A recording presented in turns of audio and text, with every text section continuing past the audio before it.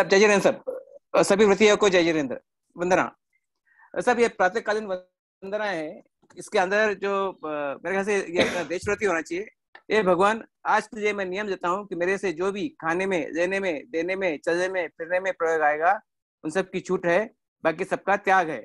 अगर कोई गलती हो तो मिथ्या है। उसी तरह से जिस दिशा में मैं रहूं, आऊ जाऊ, उस दिशा की छूट है, बाकी सब दिशाओं में आवागमन का मुझे त्याग रहेगा।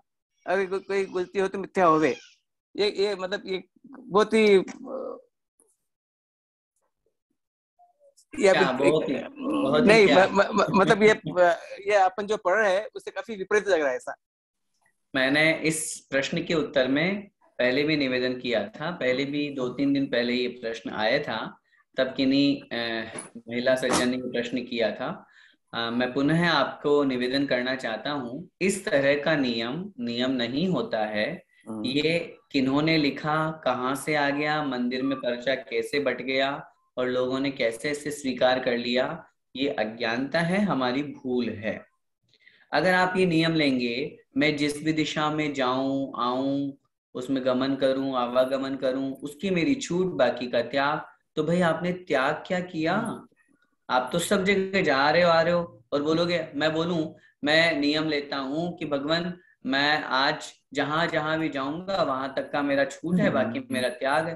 पहुंच जाओ दिल्ली लंदन जहां पहुंचना है, फिर नियम क्या रहा? संकल्प ही नहीं हुआ। संकल्प तो वहां होगा जब हम संकल्प नियम लेकर के और मर्यादा बनाए, मुझे इतने किलोमीटर तक ही जाना है इस दिशा में, या यहीं तक मैं जाऊंगा, इसके आगे नहीं जाऊंगा, तो वो नियम बनेगा। आपने सब कुछ तो अपनी मर्जी से बोल दिया कि यहाँ तक मैं अपनी मर्जी से जाऊं तो छूट, बाकी तो नहीं। तो ये कोई नियम नहीं है, मैं बहुत स्पष्ट कह रहा हूँ, आपके माध्यम से सभी लोगों से निवेदन कर रहा हूँ। खाने पीने से संबंधित हो, चलने फिरने से संबंधित हो, या और किसी भी से भी संबंधित हो, अगर इस तरह का जो 2 सेंटेंस अभी रमेश जी ने बोल के बताए, अगर उस तरह का कोई है तो वो नियम नहीं है। हम अब हमें अपनी भूल को सुधार करके और अच्छी तरह से नियम लेना चाहिए। ये जो मैं पढ़ के, ये जो अपन जो अभी पढ़ रहे थे वो उसके बाद ही मुझे ज्ञान हुआ कि ये गलत हो रहा है, फिर अपन जो कर रहे हैं वो गलत हो रहा है। जी इसलिए बिल्कुल, मैं इसको ठीक करना चाहिए हमें। बिल्कुल बिल्कुल। जय जय वंदना। जय जिनेन्द्र। सुभाष जी, हाँ। भैया जी, मेरा मेरा प्रश्न था, आपने कहा ना ऊर्ध्व और अधो दोनों तरफ की अपन वो रखते हैं, सीमा रखते हैं, दिग्व्रत रखते हैं, तो मुनि आचार्य ये सब भी रखते हैं?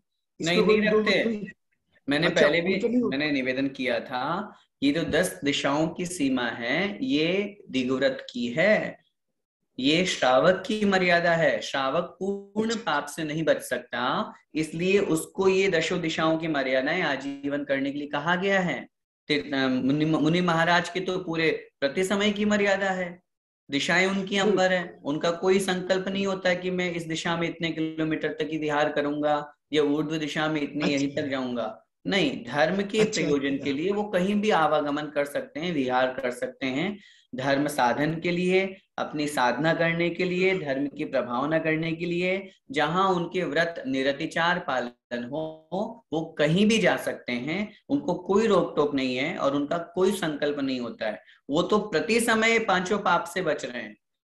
यहाँ तो आजीवन वो पाप से नहीं बच पा रहा था, इसलिए उसको अनुव्रत दिलाए और उसकी मर्यादा को एक संकुचित कर दिया दिग्व्रत दिला करके श्रावक को। वहां तो वो तो प्रति समय 5 पाप से बच रहे हैं, इसलिए मुनि महाराज या जो महाव्रतों को धारण करते हैं वो इस तरह का संकल्प नहीं लेते। तो भैया जी फिर धार्मिक प्रयोजन हेतु गृहस्थ भी कहीं भी जा सकता है, कोई दिक्कत नहीं है? नहीं, कहीं भी नहीं जा सकता।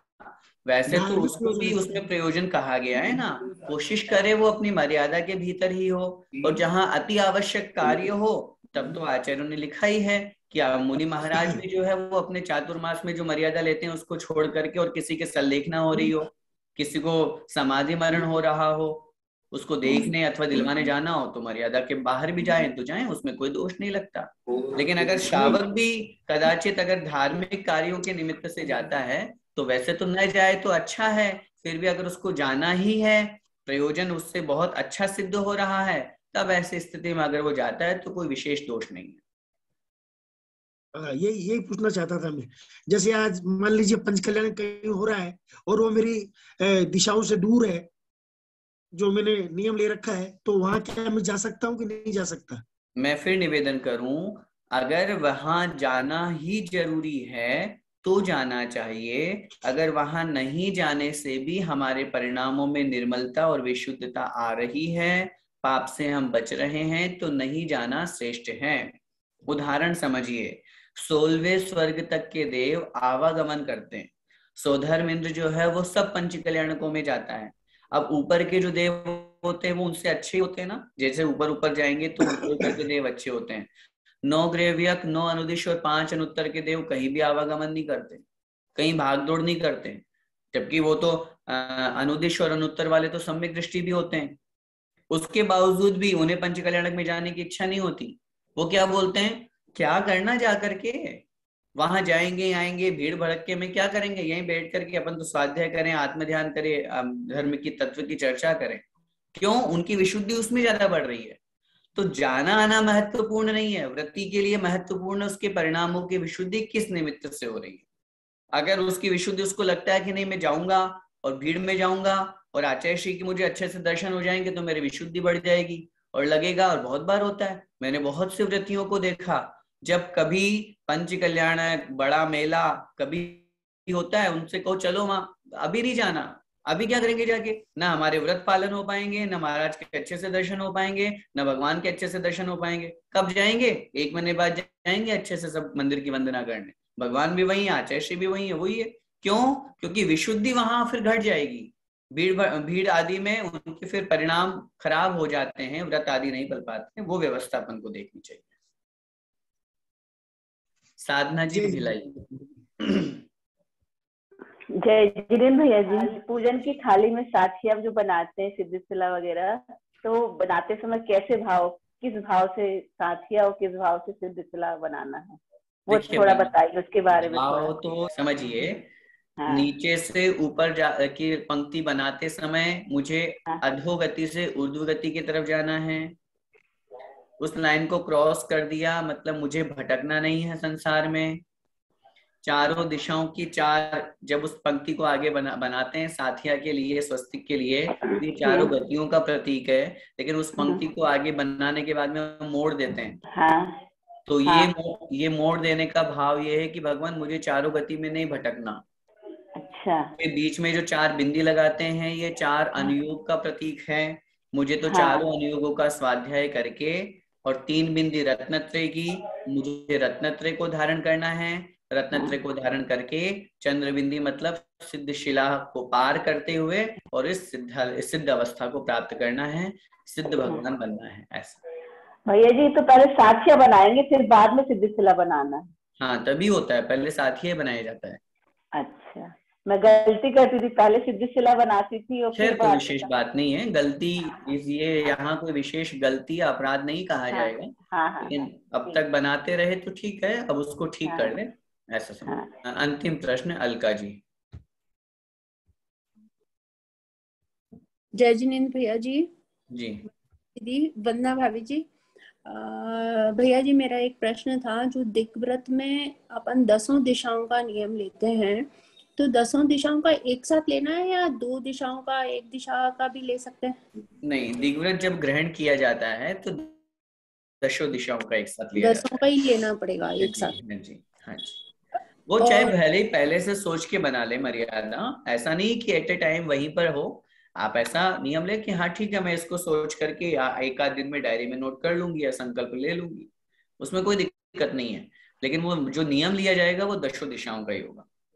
और जो ब्रह्मचर्याणु व्रत जिन्होंने लिया हुआ है, नहीं भी लिया हुआ है, तो वो अभी अपन व्यवहार में किसी की भी शादी की तारीख आती है, उसे विश करते हैं और करते हैं, तो उसमें दोष लगता है क्या?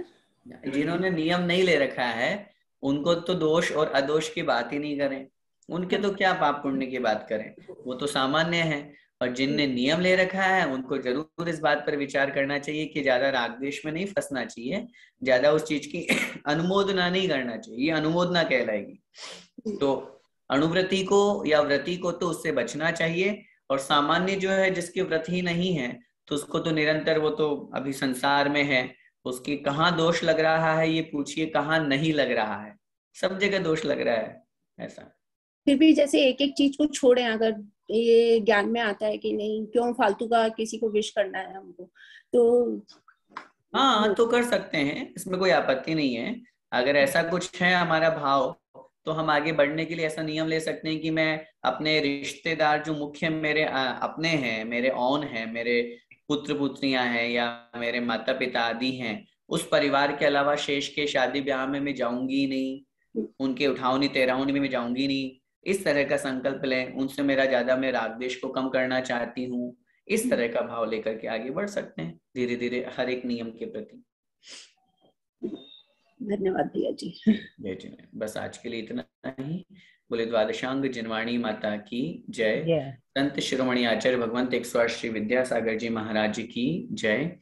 परम पूज्य गुरुदेव निर्यापक श्रमण मुनि पुंगव श्री सुधा सागर जी महाराज की जय। अढ़ाई द्वीपस्थ समस्त महामुनि राजों की जय। प्रणाम आंटी, वंदना, सभी को जय जिनेन्द्र।